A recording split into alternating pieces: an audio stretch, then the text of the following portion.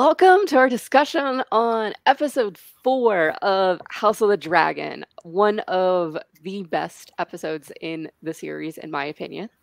What's your overall thoughts on the episode? This is what I've been wanting the whole time I've been going through this. I've been dying for this kind of episode. It's like the Battle of the Bastards, like everything I loved in like Game of Thrones actually came to fruit in this. And oh, I actually finished the episode and I sat there like, holy shit, what have I just watched? Yeah. I loved it. Yeah. Absolutely loved it. Especially like the cinematography in this was just on point. It was amazing. Yes. I think I loved every second of it. It was awesome. And I saw before I watched it, because I didn't actually watch it on Sunday. So I did see people talking about it and comparing it to like the Battle of the Bastards or peak Game of Thrones, and Yeah. it totally lived up to all of that. I stumbled across a spoiler annoyingly via YouTube Shorts, so I kind of knew who died. Oh, Yeah. That I is kind of mean, really annoying. even watching the episode before she actually died, I kind of felt like there were several times that I was like, "Oh, she's gonna die. She's probably gonna die." Yeah. Like, because I kind of was getting the feeling like people, this isn't something people walk away from. So there No. was like And I several kind of moments that I was think, like, "Oh, this is probably yeah, gonna and I happen," think, but I didn't have it spoiled before I watched it. no, but I think she kind of suspected that was probably could be an outcome, and then Mhm. right at the moment where she says the last time to like attack Mair, you could see in her face she's like, yeah, we're probably not going to survive this, but she took the chance to try and take Aemon down and Mhm. Vhagar, the biggest dragon ever and the Oh my oldest god. dragon. Like, you can see it like with the cinematography, like how slow he moves compared to the others because he's so big. But because he's so big, again, he can just he's just got more force behind it. And if you get caught by surprise by him, you are not surviving that. Yeah. Yeah. Yeah. And then how like Meraxes looked back at Rhaenys and I was like that like little I failed you kind of look. I was like, Oh. that was Oh my amazing. gosh. I mean, I feel like you really saw the bond between Dragon and Dragon Rider, between like Maelys and Rhaenys. Oh my gosh. It was Yes. I mean, it was like an excellent episode. It was an excellent thing to see, but at the same time, like it hurts. Like it's Did, terrible to yeah. watch at the same time. Yeah. Yeah, but I love the implications of what's gonna happen though. Like with Aemond and like what he did to his brother. Oh, I know.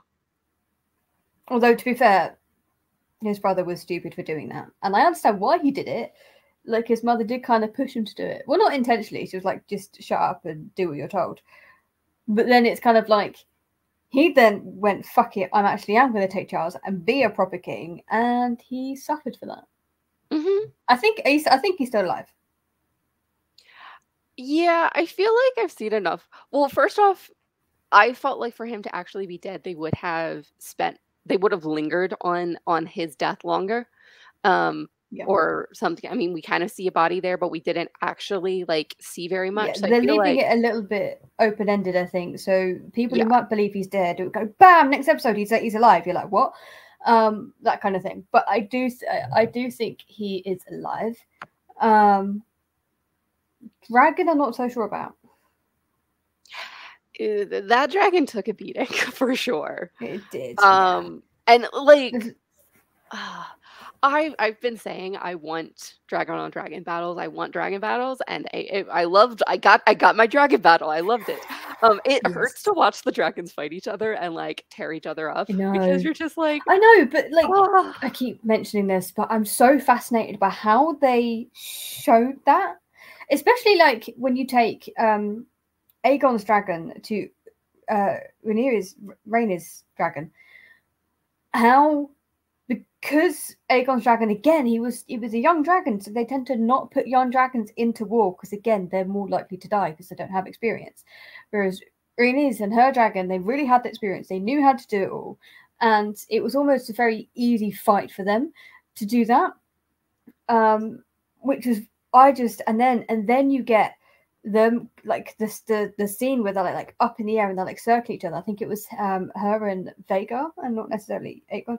That was just like how they showed that, how they would then go close up and show actually tearing into flesh and stuff like that. It's just it was just so well done, because they showed you enough to go, yeah, it's a really good dragon battle, without showing you like beat by beat and kind of thinking, oh, that leaves an opening here, like you do with like sometimes with like in like they're just having fighting battles like two humans, they'll do something like, well, you've just left your whole side open. Yeah. You think about it, whereas with this it didn't really happen. So yeah, which I do like how they do that. And talking of and how they like cut and imply, oh, a battle's happened here, and then all of a sudden you're thrust into a battle. It's not like leading up to it, because I think they have limited episodes and limited time, so they're using that to their advantage. They're kind of going, well, okay, that's the case, we're going to keep the pacing, but we are not going to show you this bit, we're going to imply this has already happened. Yeah, which is very good. I mean, I feel like Game of Thrones, sometimes we had entire episodes of just like pre-battle leading up to the battle. Yes. And there can be like some tension in that, of just like, oh my gosh, waiting, you like it's the impending doom coming kind of thing. But I do think there's also advantages to just cutting to it, and you're like, this is already happening and we're in the middle of it. Yeah, I think it works with this, because with Game of Thrones you had so many characters and so many different storylines. Like Jon Snow's storyline is so different compared to Cersei, Arya Stark, and and Ned down in King's Landing. So you could have a episode where it is leading up to battle, but then you get more tension from the north, so you're still getting fed something, rather than it just being, we're just going to build this tension. Because sometimes if you're listening for an hour or hour and a half of just tension, it's kind of like, where's the payoff? Is that coming? Whereas with Game of Thrones, I think they worked it well enough. I do think the writers on House of Dragon are better than Game of Thrones. Maybe. I don't know. I haven't thought about that one. I think they're better. They're better writers. The dialogue is better. The costumes are just even better. But then you look at the end of how Game of Thrones ended as well. They just weren't really there. But also with House of Dragon, they can imply things, because Fire and Blood, it's like accounting, basically, how like a maester would write in an account. So some stuff that might be in the book, you can kind of go, but that's not technically how it happened, because the winners obviously would portray themselves how they want to be portrayed. So you can kind of go, well, actually, that's not how it happened. It happened like this, but he still won. So this is how it is in the book, and I quite like that. Yeah, I feel like they're dealing with, I'm going to say, like different source material from my understanding. In this, like a Game of Thrones or the Song of Ice and Fire books, we see a lot from each character's perspective, and they're adapting that to screen. And then obviously they ran out of that at the end and were kind of on their own. They might have had some outline, but they didn't really have like the same type of source material to adapt. And it kind of seems like Fire and Blood, they have more leeway to change things as long as like certain plot beats still happen. Oh yeah, they can. They've got more wiggle room. Definitely, they've got more wiggle room, which is quite nice. And they have taken some steps to that. Because sometimes you're obviously going to change a few things from the book to adaptation, but they have done this with this. And sometimes I'm kind of like, I think I prefer how it was in the book, but then other times I'm like, actually, I prefer how you've now done it. But again, you can also, it puts another spin on this little take, and kind of go, oh, I didn't think of it that way, and then they've shown it that way you wanted it, which again I really like. That's quite nice. I just like. I'm sold after this episode. I'm just like absolutely sold. Like the notes I took on this shit, I was just like, oh, okay. And I did half think they were leading to something like this, but I was like, in the beginning, I was like, oh, they're going to stick the landing, and they stuck it. They definitely stuck it. Well, they actually spent a lot of the episode not on the battle. Like, Yeah. they had a lot of things happening first before we actually got to the battle. But I feel like a lot of that was also showing how we like why the characters were the way that they were in the battle, and particularly between Aegon and Aemond. Yes, and I think. Also, Aemon's dragon in the woods, whenever, like, we Oh first yeah. flip to the wood shot and then, like, we see that there's something there, it's like, "Oh my gosh," particularly after we are at the Council of the Blacks and they're, like, not expecting a dragon there at all. And, they're super close to Dragonstone, they've not seen another dragon, so they're expecting, they can get there a lot faster than a dragon from King's Landing can get there, and just to see, like, this has been planned the whole time. Like, this is a trap for the It's Blacks. been planned, and I hate the fact that Cole was the one that came up with it because it's clever. I just hate Well, him. he had help from Aemond. I mean, he did have help because, again, I like the fact that we're seeing Aemon's intelligence come through, and especially him kind of going, seeing the signal, seeing his brother, and going, "Hang on a minute, let's just wait. Let him get his glory and fight. See if he loses, because if he loses, he then becomes king." So, and then deciding to go into the battle to save him, and then deciding to go, "Fuck it, I'm just going to Dracarys you anyway," and you just fall to the ground. So that is definitely interesting. But again, like the whole point of them, like the Blacks, not knowing the dragons are there. This whole episode is going to be a tipping point. I think it's going to be like the central tipping point. So you get to see Aemon's desires come up. Then you see what Daemon is going to end up doing, because again, he wasn't in this episode too much, but there's an implication of what he is going to do. And then Rhaenyra, I think this is her kind of going, all bets are off now. She's not going to be hesitant anymore. She's just going to go, okay, I'm going to do it. I mean, obviously, even just sending a dragon into battle and all of that, like, I think Rhaenyra has come to the resolve in this episode that it's going to be war and she can't hold back anymore if she's going to claim the throne. And yeah, I do think, and then particularly this, like, I think it is going to spur her onward in that direction. So I think it is, and I think she's also going to have trouble with Rhaenyra's husband. What was his name? Colden? Corlys? Corlys, that's it, Corlys. I think he's obviously going to discover his wife's gone, and then be really like upset and angry at Rhaenyra because she's the one who sent her. Even though Rhaenyra's volunteered, because again, Rhaenyra was like, "I'm going to go," but then Rhaenyra's like, "No, you have to send me," because again, she's old enough, she's got the experience, she's got the experienced dragon, so she knows how to maneuver and do all of this and fight. So there's. I'm really curious. So obviously, I think they have several dragons. Rhaenyra's side has several dragons, but I don't think they have like very many. I'm going to say first off, dragon riders who are experienced in battle besides Rhaenys, and then because a lot of the dragons are like Rhaenyra's kids' dragons, and obviously, like, Rhaenyra wants to protect her kids. Okay. But I'm wondering, like, so they have maybe more dragons, but they have smaller dragons, and I'm like, there has to be a way that they can outmaneuver Vhagar in battle. Like, if they had several smaller dragons, I feel like they could take on Vhagar. They'd still have to be experienced. But just quickly going on to the dragons, if you want to know how many dragons each side has, Hello Future Me uploaded a review of episode 4. He mentions who has who. Okay. And there are some wild dragons that are unclaimed. So that might help your understanding. But basically the whole point is there are a lot of smaller dragons and unexperienced dragons. And again, Helena has a dragon. But she's Aegon's wife. She isn't going to go and fight. So that dragon isn't going to end up being in play. So even though they have a lot of dragons, doesn't necessarily mean each of them is going to be in play on the board. Mm-hmm. So, but I think the Blacks have more dragons. But again, I think most of them are either unhatched or very young.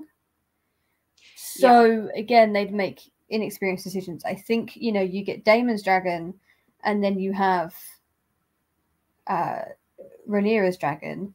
I think there might be one other that would be, I'd say, experienced enough to probably take on Vhagar.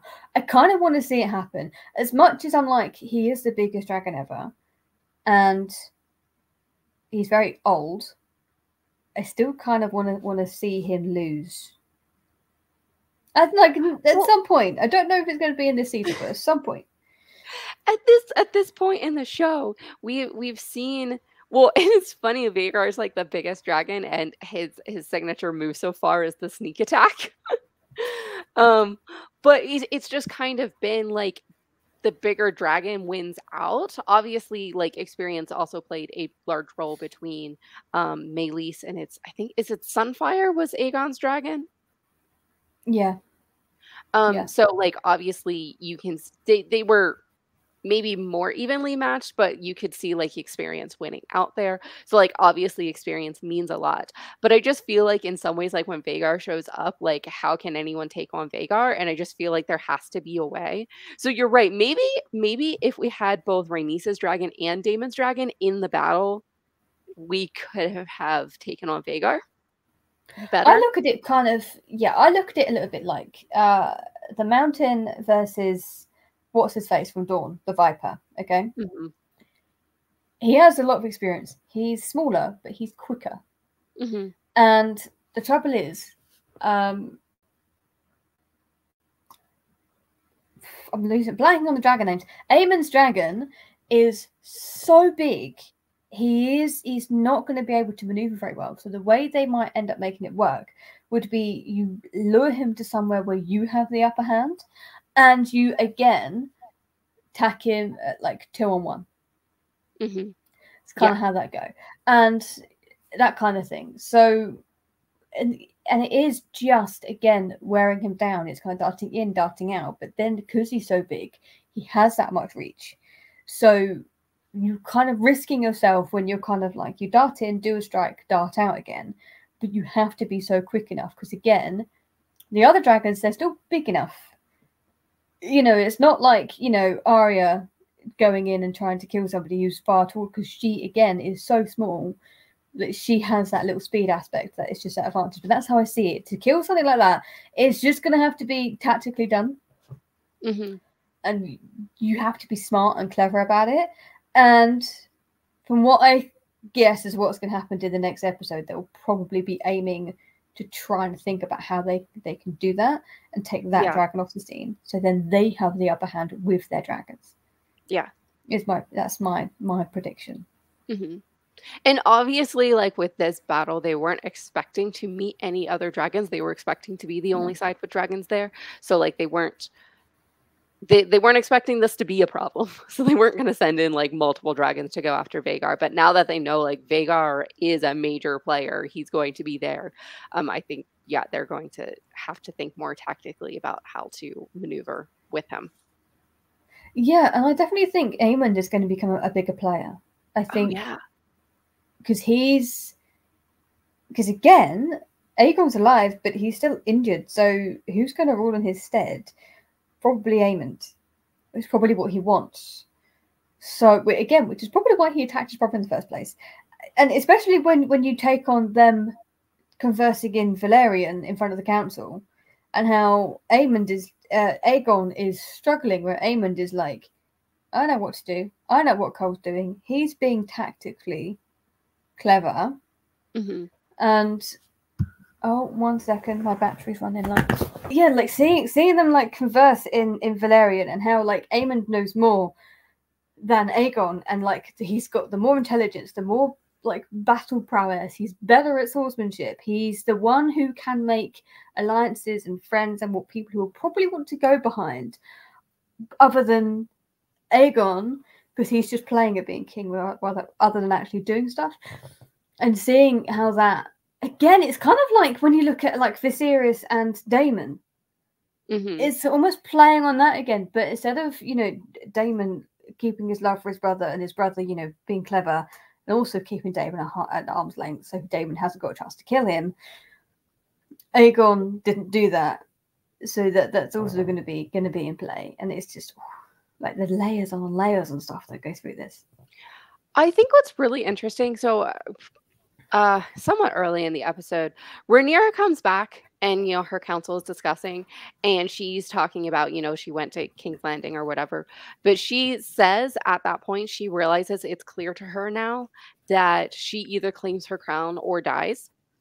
And in some ways, like, this show is a little like more simplified than Game of Thrones because we were following so many characters and there were like so many people vying for the throne in Game of Thrones, whereas this one we pretty much do just have two sides. So if Rhaenyra dies or if Aegon dies, like, oh, that would be the end of the war, right? But I also kind of feel like they set up in this episode that it is possible, like the figurehead could die and the war would still go on, because we even see that with the Blackwoods and the Brackens. We've talked about they don't even know why these families are feuding. It's been for generations and they just hate each other because their parents hated them, and they have forgotten the reason why. On top of that, we basically do have, I mean, I think we're showing how incompetent Aegon is. He's not really the leader in King's Landing, so he's just the figurehead. If the figurehead dies, that there's everyone who's still leading the charge is still going to be there and can continue going on. And then I feel like we saw that a little bit with Rhaenyra telling Jace the story of the Song of Ice and Fire, and basically she's going like, this is why we have to keep fighting, almost to the point that I feel like if Rhaenyra died, Jace might take the charge and continue the battle. So I am kind of going, I feel like they are setting up that like the figurehead can die and we're still going to have civil war. I think so. I think it's kind of gone past the point of who exactly is on the throne now. I think it's the Greens against Blacks. Yeah. I think that's what it is. And I think, everybody wants to be king. It's a theme throughout the whole books. So it's whoever ends up coming up as the victor, and sometimes it will be you come up as the victor, and the other side goes, "I'm going to bow down because I can see you are just going to completely obliterate me." Mm-hmm. But sometimes, again, there are other people who can manipulate you and put you on the throne when you didn't want to be on the fucking throne in the first place. And you're like, well, okay, well now I'm here. There's nothing else I can do about it. So I definitely see that, and I don't think everybody will follow Jace as much as they'd follow Rhaenyra. That's true. I think she's more compelling, more compassionate. Jace is too young. He's younger than Aemond. Aemond is clever. He's very put together, is what I put him. Very put together and very ambitious, but he doesn't let it come through. So I can see people rallying behind him, but if Jace suddenly found himself like king, he'd be like, he'd fumble through it. He wouldn't really know what to do. He'd be another Aegon. He probably would be. I feel like they're trying to set him up a little bit more to come into his own, and maybe we'll see that in future episodes of him, coming into his own, being more of a leader, being more of a player in this, because I feel like that they almost like set up for him to be more of a player, whether or not people would follow him. And I do think there is enough question of like who Rhaenyra's children's father is that could also affect Jace's claim, regardless of whether Rhaenyra is there or not.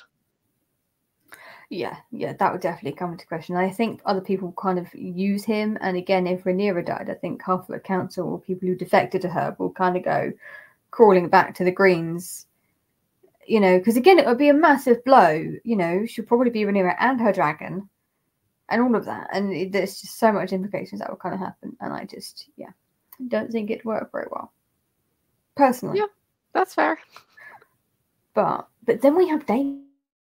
Rhaenyra dies. Would Daemon see that as his rightful place to take the throne? Probably. No, you're right. I was saying they're setting up Jace, actually Daemon. That's if he's still alive. But at that point, because it's kind of like, well, currently he's Prince Consort, but he's also married to Rhaenyra. He's also brother to Viserys. So his claim will probably be a lot stronger. No, that you were so right. You are so right.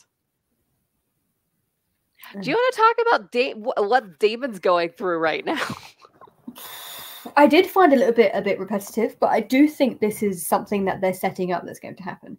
And I think it's going to come down its own downfall because again, you get the witch Alice, who we're not quite sure if she is manipulating Damon and that's how whatever happens to him comes to play.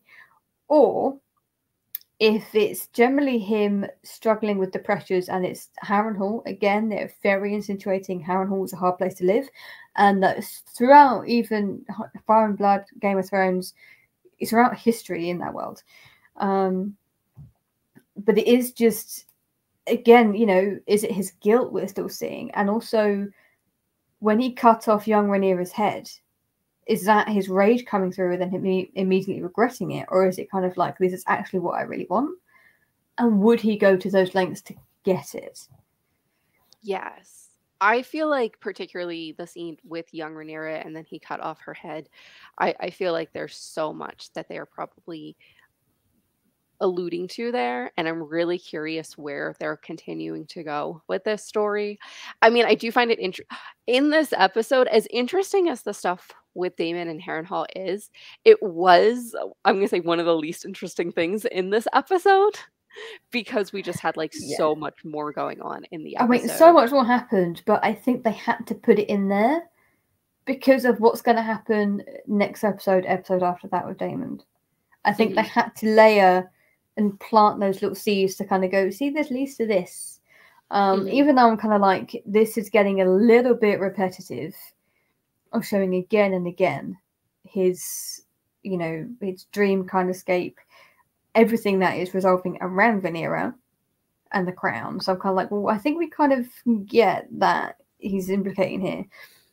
The one thing that was interesting was he was trying to gather an army and talking to these lords' children, Riverland lords' children, and he was kind of having a moment, like going in and out in a sense. That was interesting, and that kind of implies possibly Alice's involvement in that. Particularly that was after Alice gave him the drink, and then we switched to that scene. And it starts with him, and I think it was a different cup that he was drinking out of, but it still has that implication that maybe he's affected by whatever was in that drink. And why did he drink it without knowing what it was? I have so many questions, but I don't know if I would say. I mean, I can kind of see where you're saying it's repetitive, but I think they did some interesting things with his visions in this one that, like, I'm so curious. And we got a little bit more like, oh, they cut down all the Godswood trees and his bed is made from one of them. And so I feel like we did get a little bit more insight, as well as just seeing, like, not only is this something that happened, but he's like still holding things together. No, like he's not really holding things together anymore.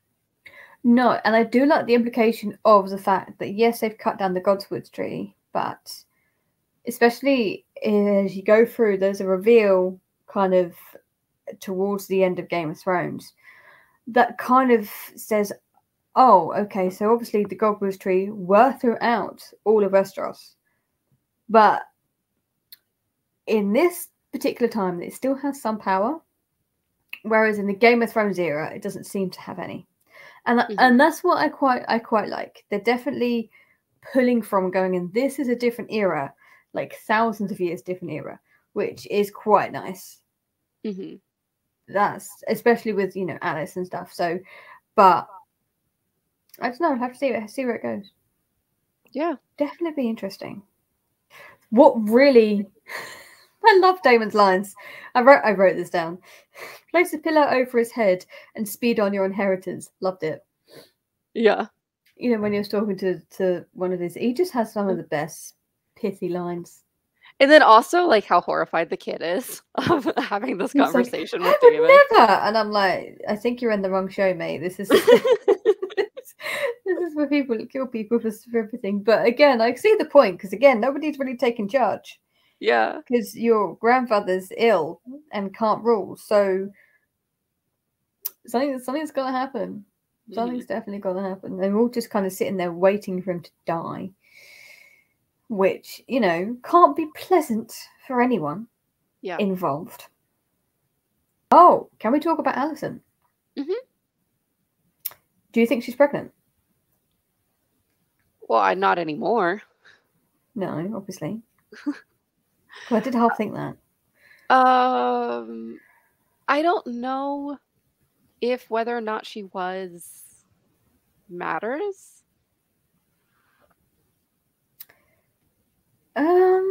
It depends if it comes round to bite her in the ass by other players. Because obviously the cripple, what's his face, knew, Like Lara. discovered it because he's clever. He saw the bottle and he was like, okay. I So mean, but he it also depends. kind of encouraged her. Like it was fine because he Yeah, but said, it's also something because again, he's like the Varys of Game of Thrones, so he could easily use that against her "Oh yeah, at a future point.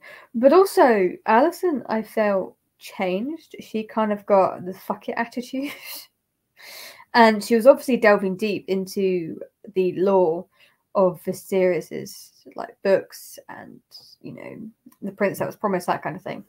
So and stuff like that. And then obviously when she was talking to her son, it was like you're dumb as shit kind of thing. And then really changing and just having kind of like I don't care. I'll tell you what you want. I just tell you how it is. For the one time, actually being yeah." honest. I think with Allison and possibly being pregnant, I think this is more of a callback to season one because she chides Rhaenyra, young Rhaenyra, because Rhaenyra also has a tea brought to her, or one of the maesters brings it to her, or whatever, and Alicent is like chiding Rhaenyra for her behavior, and now Alicent's doing the same thing. So I think it was more a callback to season one, but you are right with Laris.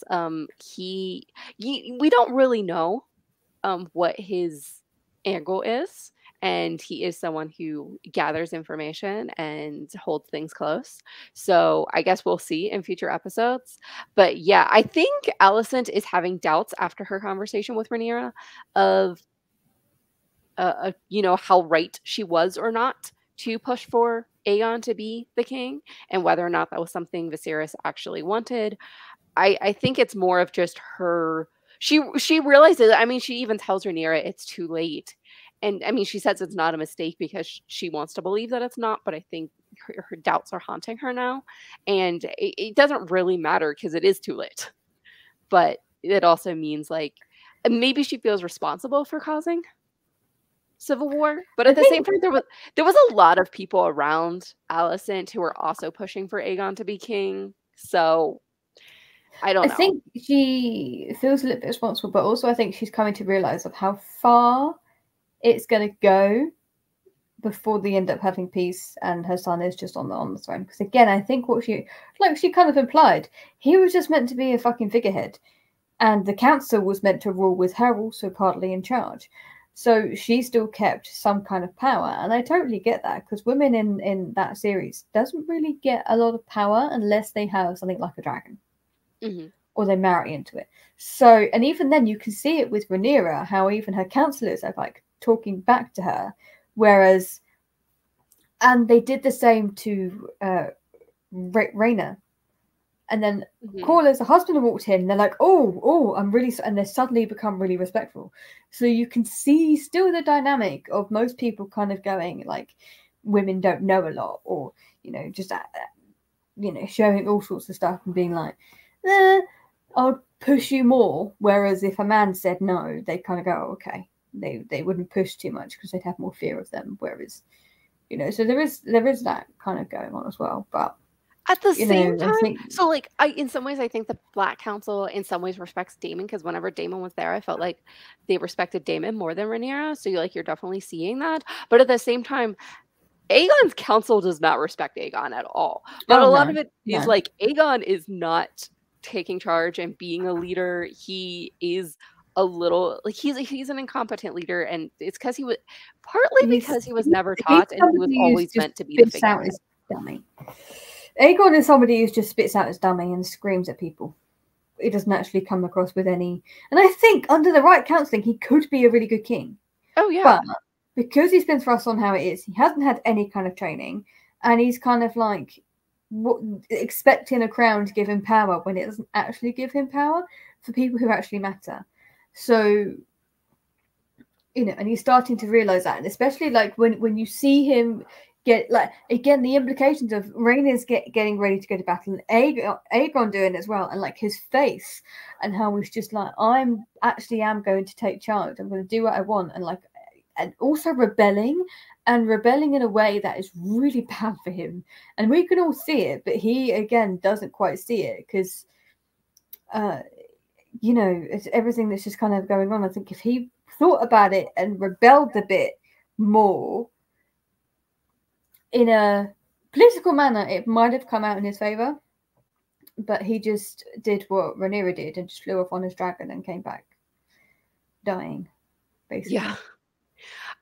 I kind of think though, okay, so he was pushed a lot by Alicent just coming out and saying, "You are the figurehead, do nothing, do what is required of you," and that is nothing. And he obviously was angered by that and realizing just like how little power and control he has even over his own life.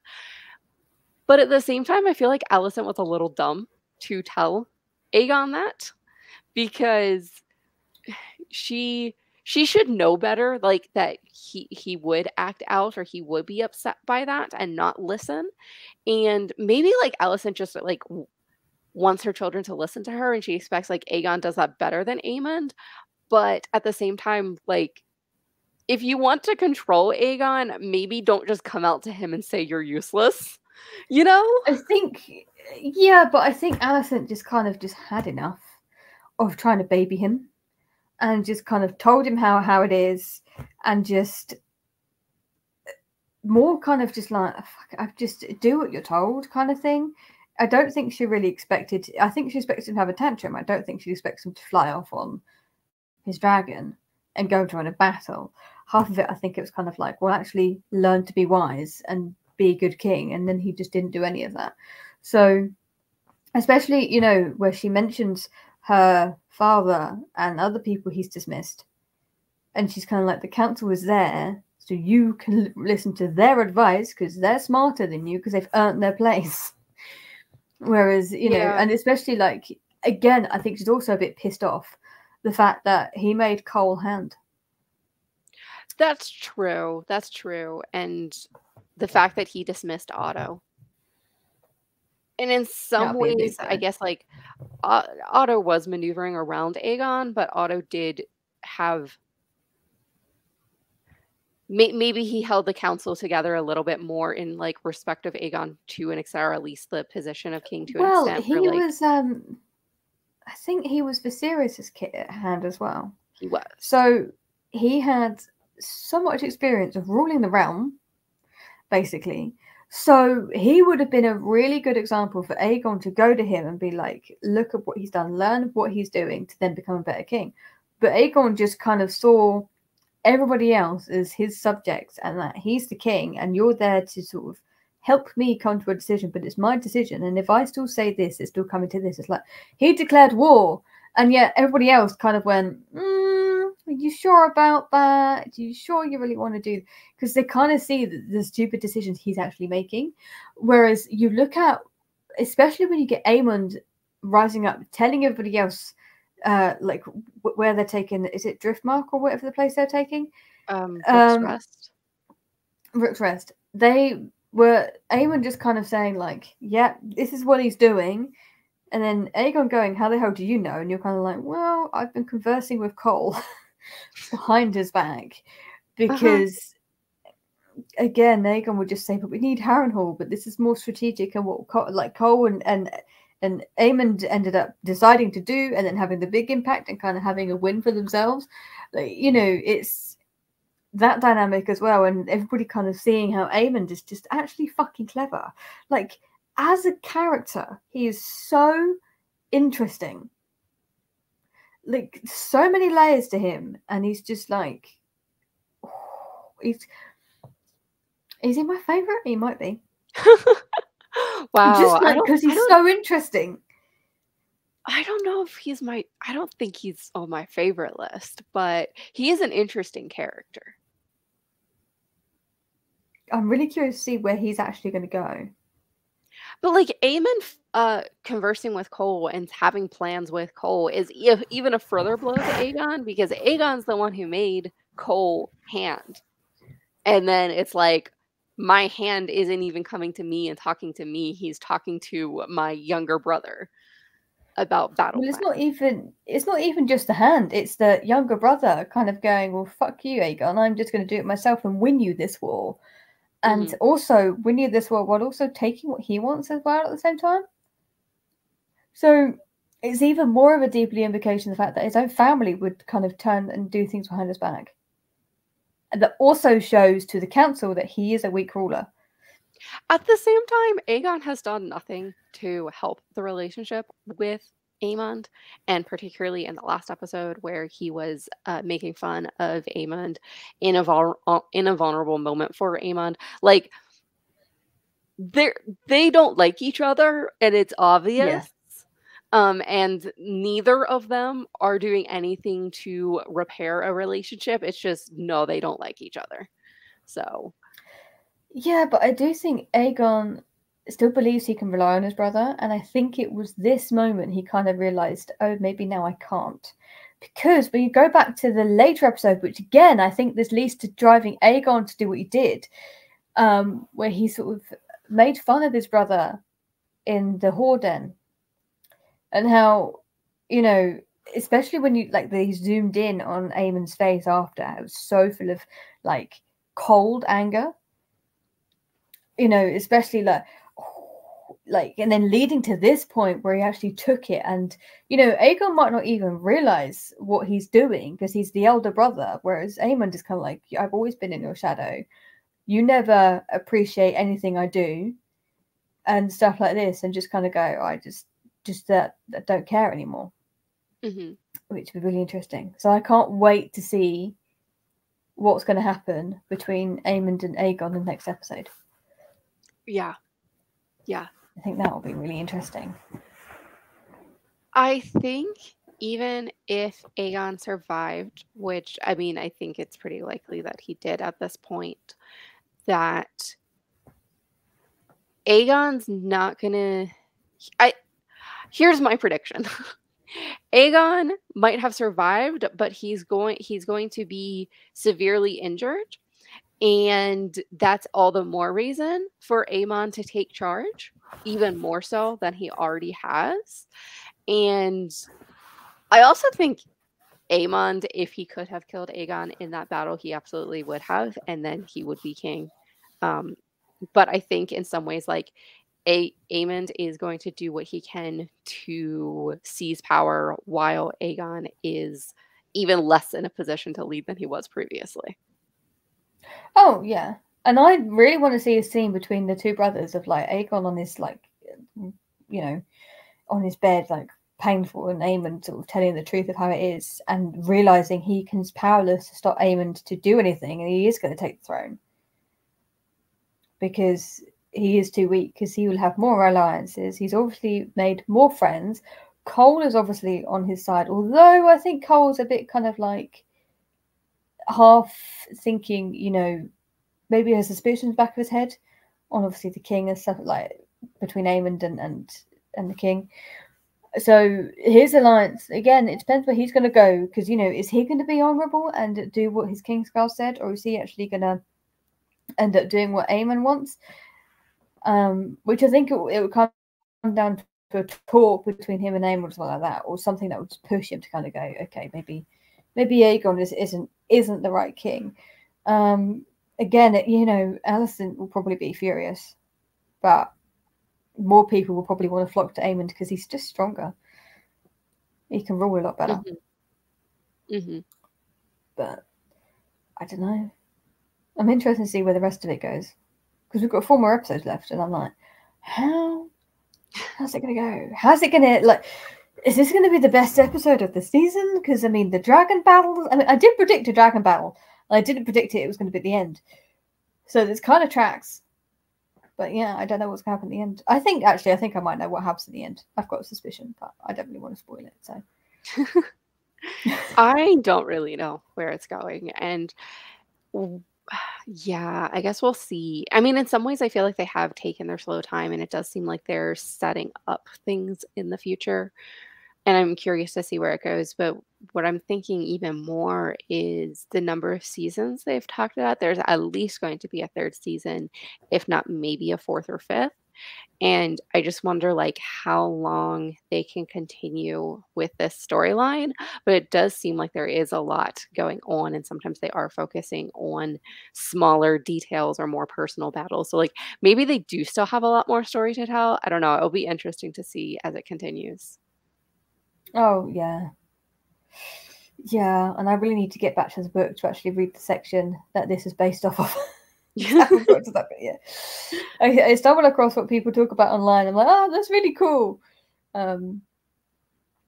But I'd like it to go another 2 seasons. I don't know if it would do a 5th Mhm. because you run the risk of it running too long. Yeah. You know, like I think Doctor Who's gone on for too long. Game of Thrones, they ended that too quickly with all the plot lines. Because again, they didn't have a lot of. They had limited episodes and so much time within the episodes. But at least with House of Dragon, they're using that to their advantage. Well, and this is where I go back to Game of Thrones had so many players. It had so many characters we were following.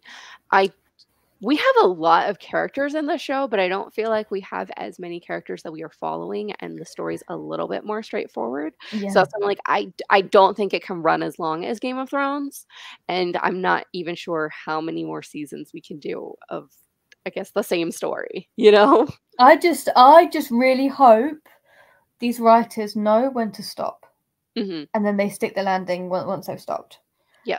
I do hope that that is going to be the case because that's the case with Game of Thrones. The writers wanted to move on to something else, so they rushed everything, and then it was a massive flop. And it was just, but also they had no book material to go from in the last couple of seasons. So Yeah. If the writers know where to stop and they can stick the landing, this might be a better show than Game of Thrones. at the moment, I might agree. Just it's a different feel, and I think if you remove the last few seasons of Game of Thrones, I prefer Game of Thrones. But if including the last couple of seasons, they're kind of looking at it as a whole, I'm kind of like, well, it didn't really stick the landing. But I am preferring like the cinematography, how they're cutting the scenes a lot quicker. There's everything seems to be in place for a reason, which means maybe going forward, I might be paying a little bit more attention to each small scene. I'm kind of thinking, what does this implicate and stuff like that? Because again, what you can do with like with the cinematography, like you can insert just it could just be a prop or a specific way someone is dressed or how the hair is that could then in a future scene you can go back and go, oh, that's actually really interesting how it did, how like it kind of connected.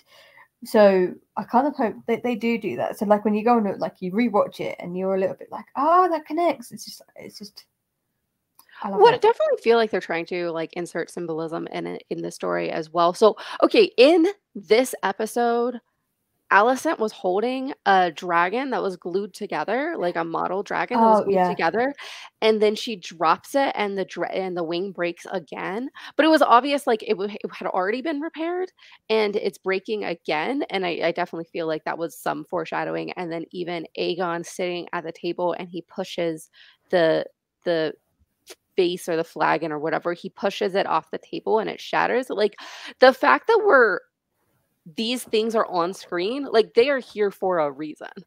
Like, we're Oh focusing yeah. on these particular things for a reason, and, like, it is meaningful in the story. So I enjoy all of that. Oh, I love it. I love it. And I almost really wish it was like next week so I could watch it again. So I can watch the next one because I think it would be like a lull, but like everything that happened in this episode really is going to impact what everybody's going to do, and it's Mhm. gonna get a lot more tense, I think. from now on. It's interesting. Well, I think that's a good place to conclude the conversation for this episode. So, if you're interested, we have previous episodes we've talked about, and you can watch those. And I hope to see you in another video. Happy reading.